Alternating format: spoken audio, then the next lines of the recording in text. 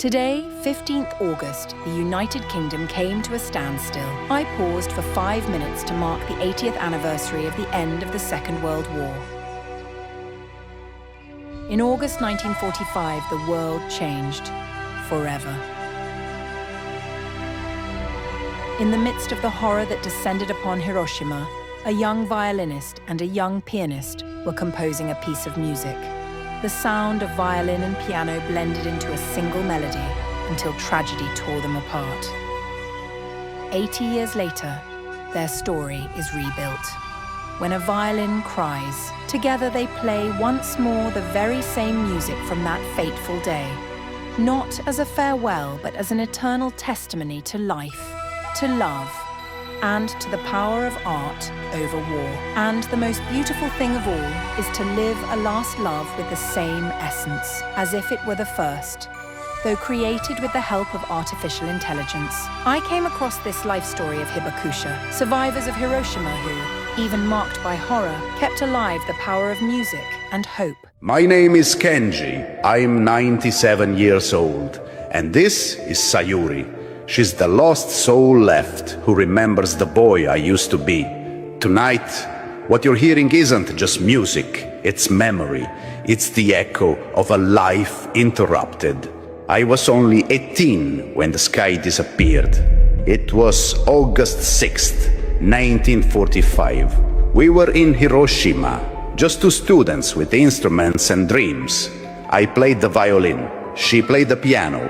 That morning, we were practicing in a classroom, working on a song we had written together. A gentle piece, simple and full of hope. I had spent weeks trying to find the right words, to tell her how I felt. But before I found the courage, the sun fell from the sky. There was no sound, no warning, just a flash of white so bright, I thought the world had vanished. When I woke up, nothing made sense. I thought I was dead. Everyone I knew, gone. I lay buried for hours beneath the rubble. When they found me, my hands were burned, my left eye blind. My violin case was shattered like dry wood, and Sayuri was nowhere.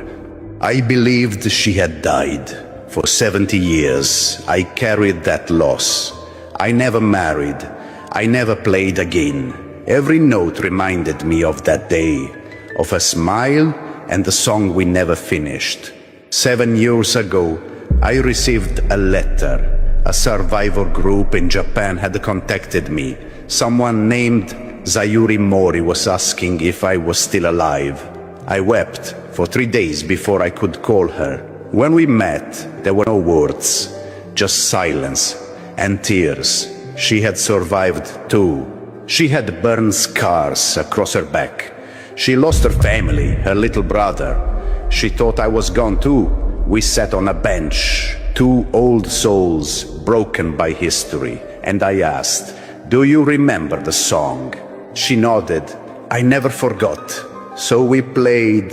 Our hands were slow, unsure, but the music returned like rain after a long dry season. We're not here to impress you. We don't have many days left. This song you'll hear tonight, it's the one we were meant to play 80 years ago. It's a farewell from two children who never got to say goodbye. A lullaby for those we lost. A prayer for peace. Thank you for letting us share our last song.